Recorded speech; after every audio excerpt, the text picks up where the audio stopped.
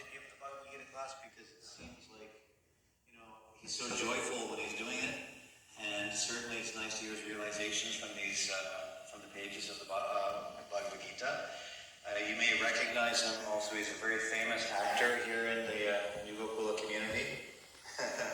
He's in many of our theater performances, and he takes any role. He can take pretty much any role in any play. So always happy to hear your realizations, Prabhu. Please give your full attention to Chaitanya Chandra, Prabhu. Hare Krishna.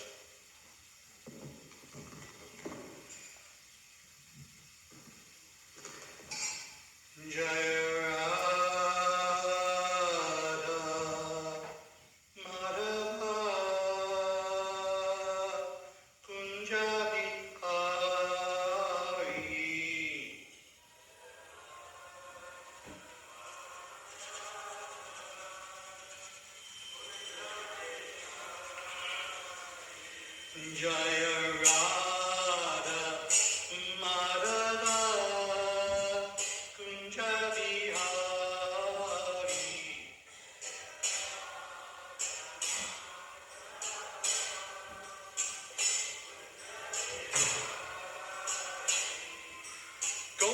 Jana Vallabha Girivardhari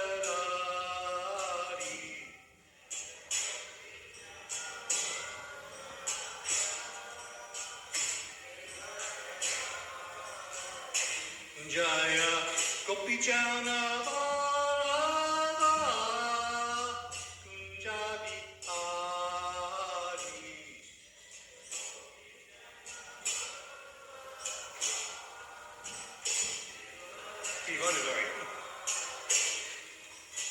Jaya Radha Madhava Kunjabihari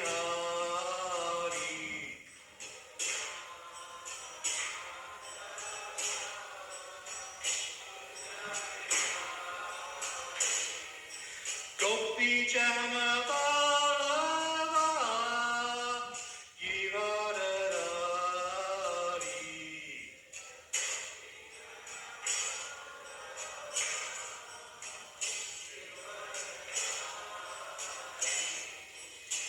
Yashoda Nandana Rajajana Ranjana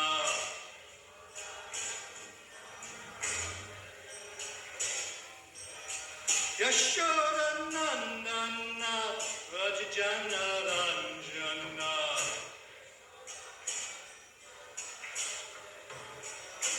Jaya Radha Madhava Kunjabihari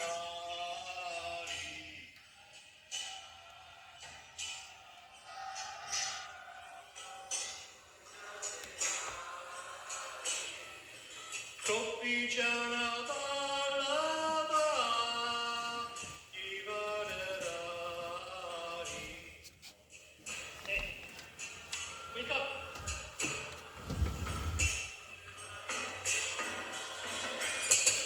Yashoda Nandana Rajajana Ranjana Yashoda Nandana Rajajana Ranjana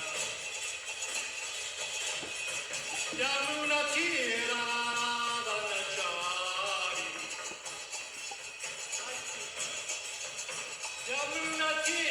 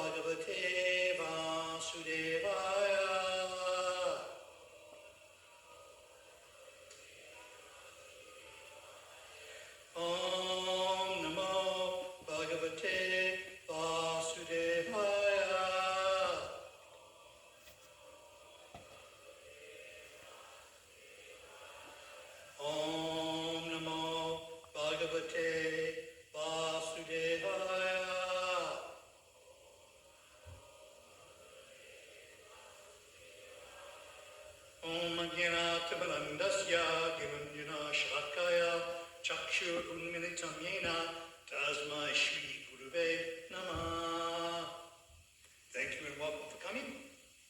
Now, anyone who has a Bhagavad Gita with them at this time, please open it up. If you don't, I will show you what's happening when I open up my Gita. Now, the Gita, the Bhagavad Gita, the Srimad Bhagavad Gita, the Srimad Bhagavad Gita Yatarupa, is the essence, is the entry form, is the beginning of all spiritual knowledge, but it's also the conclusion of all spiritual knowledge. Because if you go to any authorized edition of the Bhagavad Gita, usually right near the beginning, they will have a page that looks something like this. Now, in English, it says Bhagavad Gita as it is. But that's not what the Devanagari says. Devanagari does not say Bhagavad Gita Yatarupa. It says Gitopanishad. So the Bhagavad Gita is the song of the Upanishads. It is the essence of all the Upanishads. If one thoroughly studies the Srimad Bhagavad Gita, one will understand all the essence of the Upanishads. One won't know every story, one won't know every detail. The Upanishads, you have the 18 primary Upanishads, the 108 secondary Upanishads, the 1008 tertiary Upanishads. You can read Upanishads forever and never run out of Upanishads. Upanishads just go on and on, not in a boring way, but they just continue. But here, in these 700 verses, the essence of all the Upanishads is given.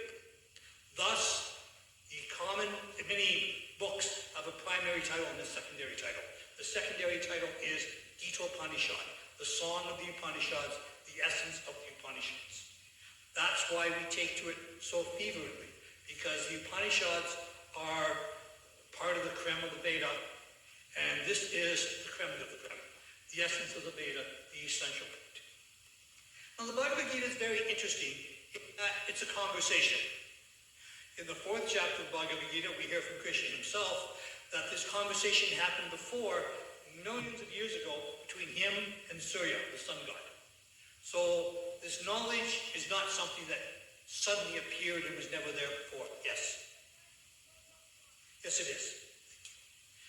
And the knowledge has been there forever. But also in the 4th chapter, if he's paying attention, he can tell us which verse Krishna says he appears whenever this knowledge appears to be lost.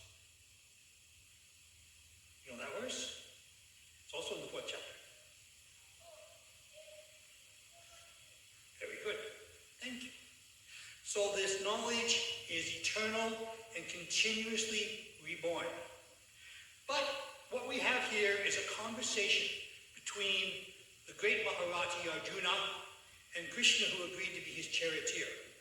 Now, it seems at first glance that the charioteer is a subordinate position. He's actually very, very essential. The charioteer is not merely a taxi driver who takes the warrior from point A to point B. In fact, he has to control the horses pulling the chariot. He has to watch out for ditches and bumps and divots in the steer the course smoothly as possible so the warrior on the back can properly launch his arrows. And even more important, he must be expert at identifying the other warriors on the field. Now, in European style, when a warrior went on the field, he would have his emblem on his shield. He'd probably wear a surcoat with his emblem on that, and he'd have some retainers somewhere holding a flag with his emblem. So everyone could say, oh yes, I can see by the emblem that unless it's someone in disguise, it's such and such a person. When they fought in ancient Varsha, it was very similar, that everyone would have a flag on top of their chariot. And that flag would identify what warrior was approaching.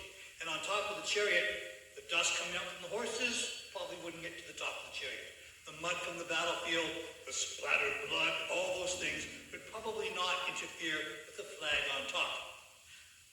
Do you know who was on Arjuna's flag? Hanuman was on Arjuna's flag. So when the flag of Hanuman was seen going by, Hanuman Vijay was seen going by, and everyone would know, this is Arjuna. Anybody know who was on Bhishma's flag? A palm tree. So when the palm tree flag went by, this is Grandfather Bhishma, the greatest, he who has never been defeated. So that in a similar way, you could identify, but it was the duty of the charioteer, not the warrior at the back, to identify who was coming.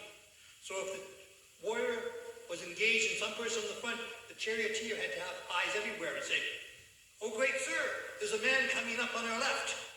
Be wary, because he might catch you when you're overly engaged in fighting this person in front. Oh, there's a third man coming up from behind.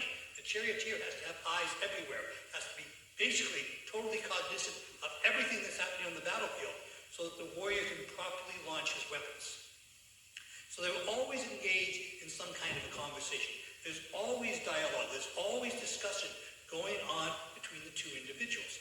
It is paramount for them to properly execute their dharma that they are fully, completely communicating.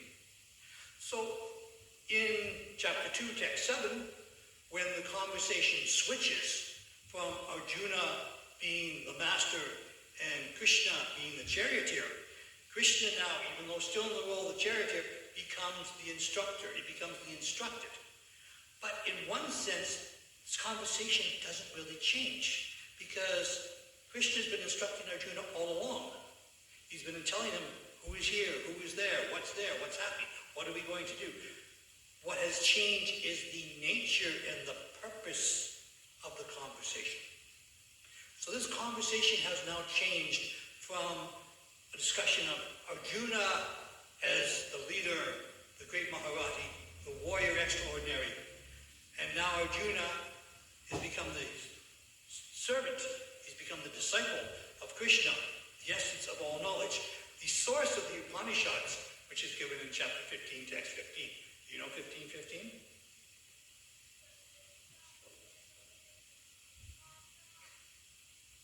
Ataspita Jnanam Apohanamcha.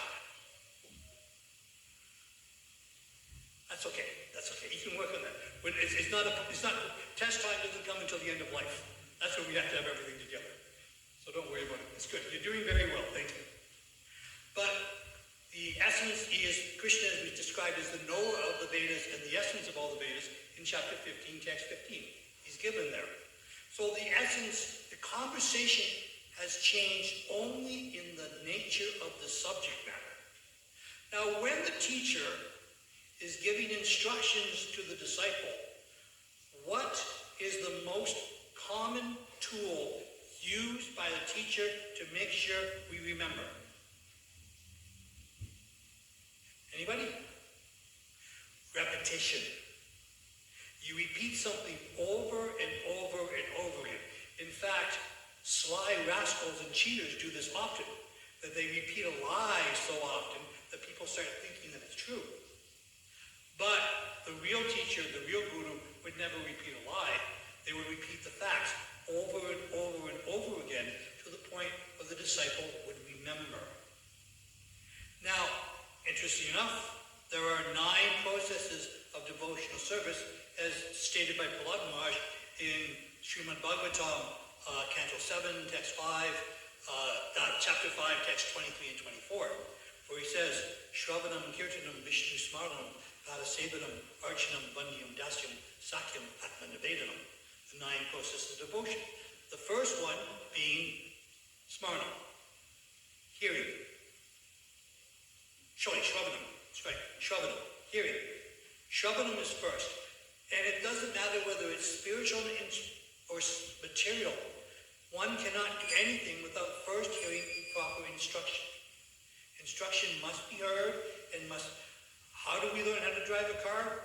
We read the book, then we hear the instructions from the instructor. So that hearing, that Shravanam, Shravanam, the hearing is first and foremost in any activity. Then comes Kirtanam, the chanting. Now, in the process of hearing, the Srimad Bhagavatam recognizes Parikshit Maharaj as the epitome of perfect hearing. He knew he was going to die. He knew he was going to die in 7 days, so he simply found the most qualified person he can. He sat down in front of him without eating, without sleeping, for 7 days continuous. He simply heard Srimad Bhagavatam.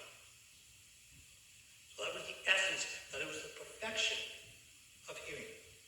Then came chanting, and the perfection of chanting was the person who spoke to Parikshit Maharaj, Sukadeva Goswami, the son of Vyasadeva. And he recited for those 7 days and giving perfect answers to perfect questions as they were given by Parikshit Maharaj for those 7 days. The next one, Smaranam, is remembering. The perfection of remembering is generally recognized as being Prahlad Maharaj. A mere boy of only 5, but he remembered the instructions of his guru, Narada Muni, and he precisely remembered that he would always be protected, and he would always understand that he was protected in such a way. When it comes to serving the Lord's feet, the person recognized for this is Lakshmi Devi. Lakshmi Devi never leaves the side of Narayana. She is always perfectly engaged in his service. Shravanam Vishnu Padaseva Archana. The performance of the arti, recognizing the deities as not a representation of the Lord, but the Lord in a form that we can perceive with our material senses. This is recognized as being perfect by Prithu Maharaj and his engagement in the process of deity worship.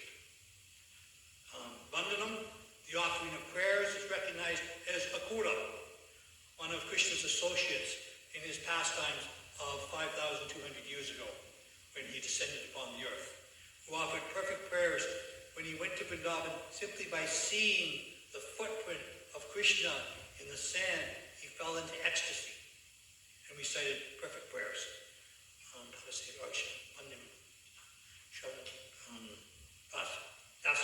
Being the servant. Again, being the servant, we're looking at Arjuna. Arjuna is recognized as the greatest servant of Krishna. No, Hanuman is... Oh, you're right, Hanuman. Hanuman is the greatest servant. Arjuna is the greatest friend. Thank you. Yes, so Hanuman is the greatest servant, and then we get to Dasya, friend. That would be Arjuna. Then we have Sakya, friendship. And then we have Atmanavedana, total surrender. And that's recognized as being Bali Maharaj. Bali Maharaj, his so-called guru even told him not to surrender unto Krishna in his form of Balmadadeva. But he surrendered everything, and he got more back than he had when he started, because he totally surrendered everything to the Lord. So these are the 9 processes of devotional service. These are the aspects, these are things that are either spoken directly or hinted about in the Bhagavad Gita. But the key is repetition to remember these things. Now, there are primarily 5 subject matters of the Bhagavad Gita. There's Ishvara, Jiva, Prakriti, Kala, and Karma. There is the nature nature of the Supreme Personality of Godhead, there is the nature of the living entities, there is the nature of material nature, there is the nature of time, and there is action, reaction, karma. So these are the 5 subject matters. So it makes sense that with only 5 subject matters and 700 verses, there will be some repetition. In the 2nd chapter, from text 12 to text 29, Krishna goes deeply into what is the nature of the jiva. What is a spirit soul? How does it exist? Where does it come from? What does it do? These have been, it's again alluded to later in the 2nd chapter, in the 15th chapter. Again and again, these things are related. So there's some repetition there. The nature of the Supreme. Interestingly enough, Krishna directly in the Bhagavad Gita never stands up and declares, I am God. But in the 10th chapter, Arjuna recognizes, of course you're God. And all these other exalted individuals have said you're God and have proved it from the Veda. So you don't have to stand up like some narcissistic leader of some country and claim, I am great, I am wonderful. Because we understand that. We can see by your actions. We can see by how you're behaving. Then there's the nature of material nature and the 3 modes of material nature. That's discussed. Then there is the essence of time. Time is fascinating because that is the one subject matter that physicists and scientists are always bewildered by. The nature of time and how time flies and how time moves and how time functions. The material scientists they really don't have a good solid understanding of time. But Krishna, guess what? Krishna is time. He says so himself in the 11th chapter of the Bhagavad Gita. Kamoshmi, I am time. Time I am. And then there's the nature of karma, the interactions, the back and forth, that how someone reacts to my action is their karma, but how I react, that's my karma. And understanding the entire deep nature of what constitutes karma and how it functions and how it flows back and forth. All these things are there. So there's some repetition. Sometimes it's a general repetition of idea. Occasionally, it's almost an exact repetition of the same verse. Chapter 3, text 35, and chapter 18, text 47 are almost identical verses. Chapter 9, text 34, and chapter 18, text 65 are almost identical verses. The latter one being taking the idea and just going one step deeper, one step a little more into it. So there's some repetition. But what would we think if Krishna says the same thing 6 times in the Bhagavad Gita? Nothing, no single verse. This is the same verse. He repeats 6 times in the Bhagavad Gita. In chapter 5, Karma Yoga, Action, and Krishna Consciousness, Krishna says these lines.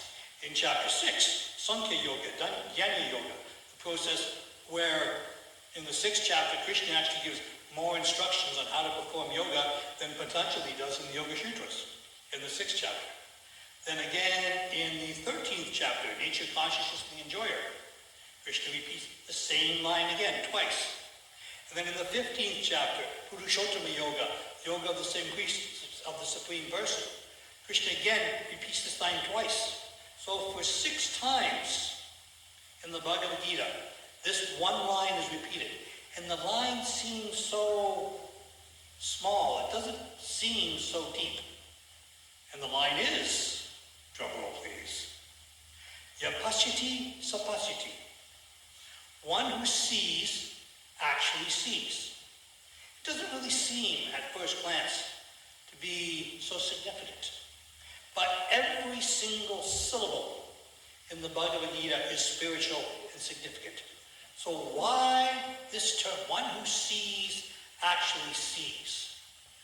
And we can get a whole Sanskrit lesson into the nature of pashyati, about seeing and how it sees, and its root in the word, in the dhatu dvi, to see, to glance. But when you look at the word as it means more than just material vision. Say we're having a conversation and someone says, I see your point. Do they actually see your point? I see your point, but they're not actually visually seeing your point unless somehow you have a PowerPoint presentation. And even then, your point probably wouldn't be directly on the board. We're having a conversation, I see your point. I see what you're trying to say. I see where you're going with this conversation. I see what you are intending to do here. I see what you mean. That same concept of the word see in English comes through in the Sanskrit word pasyati, to see. So another deeper meaning of to see is to relate or to comprehend. So one who comprehends actually comprehends. Again, what does this mean? Let's go back to Prahlad Maharaj for a moment, the one who was perfect in remembering. Now, I won't go into the whole story of Prahlad Maharaj, but the story was that his father was trying to kill him because the son, Prahlad, liked God. Now, the father, Hiranyakashipu, having very distorted concept, could not see, could not comprehend, could not understand. But Prahlad Maharaj, when he looked at the pillar, he didn't theoretically know that Nrsimhadev was in the pillar. He factually saw Nrsimhadev in the pillar. So when his father, Hiranyakashipu, said, "Is your God in this pillar?" Prahlad Maharaj looked at the pillar and said, "Yeah, he's there. I can see him. I can factually see him. I can perceive him directly. It's not theoretically that I know that God's inside every atom and all the electrons spinning around the nucleus made of protons and neutrons are doing this by the energy of Krishna, not by some strange, impersonal, physical, material force that's actually functioning under the will of the Lord, and gravity, which keeps the planets up there. It's not anything theoretical like that. It's factually, he looked at the pillar and he could see God directly. He could perceive directly and understand God. So this is the level of understanding that Krishna is asking us to try to develop. When we look at the deity, now, in the Veda, it's described that deities can be made of 8 different substances. They can be made of stone, they can be made of wood, they can be made of paint, they can be made of clay. There's 8 different things that deities can be made of. However, there is very specific rules on how the deity needs to be made. It's not just some whimsical thing. I think I will give him arms like some comic book hero, and I will give him a face with 17 eyes, or something bizarre like that. There is specific understanding and tradition about how the form of the Lord needs to be made. Srila Prabhupada would use the analogy of the post box. If you just put any box up on a corner and write on it in crayon, Canada Post, are people going to believe it? There might be a few. But most people will say, no, that's not a Canada Post box. And if you do it in other places, people might actually lose faith in Canada Post. And so if there was enough false concepts and false understanding of avatars and false understanding of Krishna, if those are prevalent enough, many people will lose faith. And they will start thinking, no, here's this bogus avatar here, and here's this cheater over there, and here's this man from this different religion, and he's stealing money from his church. Here's this man from a different religion, and he's proclaiming a holy war to kill everybody who thinks differently than me. And so with that sort of cheating mentality, they will not be able to see. They will not be able to comprehend. They will fall victim to the cheaters. And we will be cheated. And we will be cheated out of our chance to engage in actual spiritual activity. So we have the bona fide aspect of the Lord right here. And he's so kind. He and she, both of them, Radha Krishna. Radha always comes first because ladies first. Radha Krishna, they are there. And They are in a form that we can perceive with our dull eyes. Because our eyes cannot see spirit. Some eyes can barely see matter. There are so many spectacles and contact lenses and laser surgery. And if someone were just to stand behind the curtain, I might hear their voice, but I can't see through the curtain. I don't have x-ray vision. Those things aren't there. There's a limit to what we can see. But the actual passaty, the actual comprehension, the actual understanding, yes, I can see that form of the Lord, but even though he seems to be made of marble, he's not made of marble.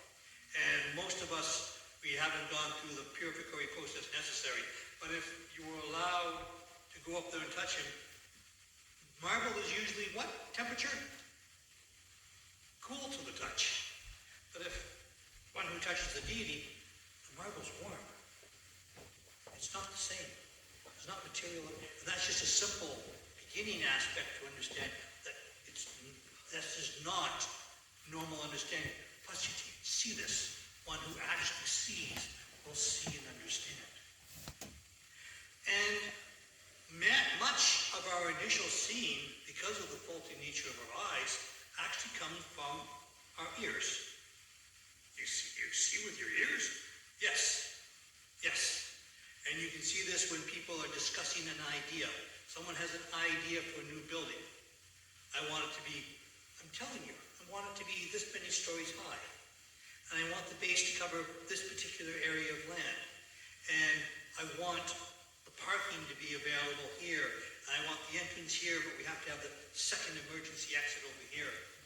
So all the vision is being put forward by words and by hearing.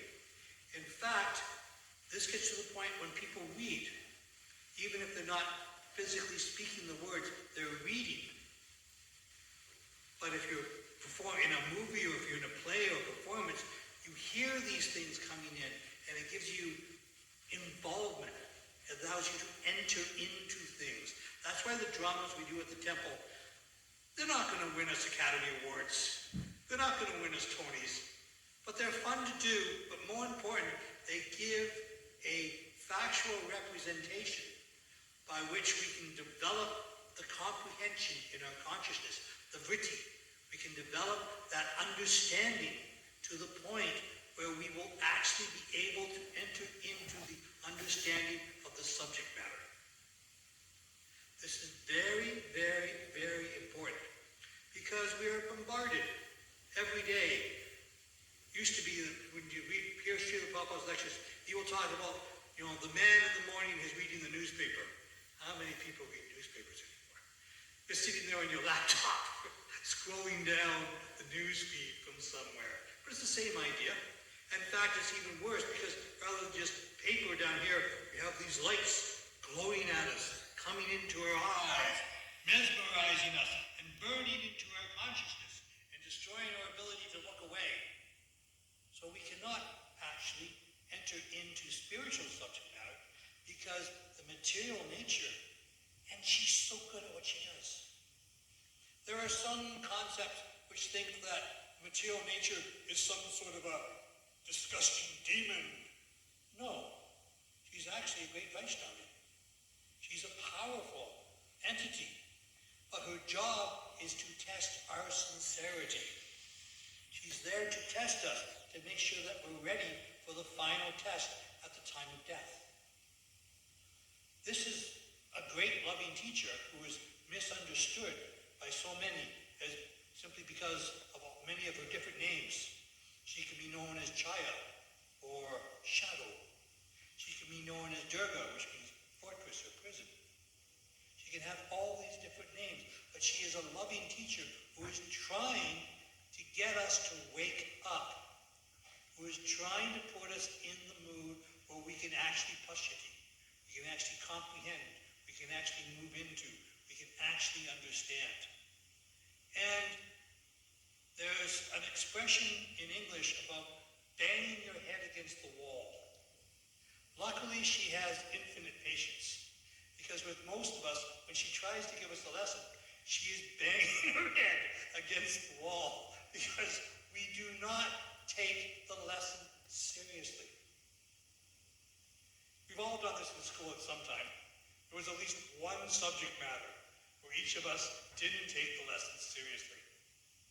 Or sometimes the instructor couldn't really get to us, but more often the fault was generally we have to stand up and take our own fault. We have to accept to put forward at this time. Yes, please.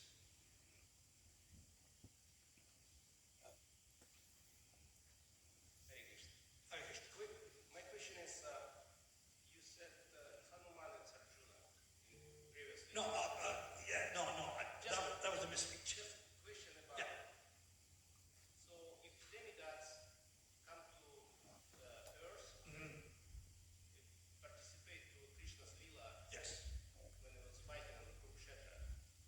So why the same person participate to another lila with Ramachandra and beat Hanuman? Just this little misunderstanding. Yeah. Was not enough demigods or what? The question is, if the demigod is engaged in one of Krishna's Leela, why is he coming back again to proceed to do the same thing in a different Leela? That's the question, right? Yeah. So, because they want to do it. That's their service to Krishna. They see Krishna as the only person worthy of their service. So, this Leela, that Leela, any Leela, just let me be there and serve Krishna. So it doesn't matter if Hanuman is appearing as Hanuman. Sometimes it's understood that Bhima, Arjuna's brother, is an aspect of Hanuman, and he was involved. Hanuman was present on the flag. Arjuna himself, we know from the Veda, he's there as Nara in the aspect of Nara Narayana Rishi. Arjuna is there in Chaitanya Lila. It's not specified, but he's there some aspect in Ram Lila because he wants to be there always serving. That we're increasing. Yes? Thank you. Is there another point someone would like this? We can move on. If you'd like to continue the discussion with Chaitanya Chandraprabhu, you're welcome to do so. He will be here for the evening, so you can approach him. And there may have been a question that you had throughout the class that he'd be happy to speak with you about. So feel free to approach him. The next part of the evening will be the kirtan. Jai! And we will have prasadam that will be served around 7 o'clock, just in the tent. So everyone's also welcome to around 7 if you'd like to go a little early for prasadam.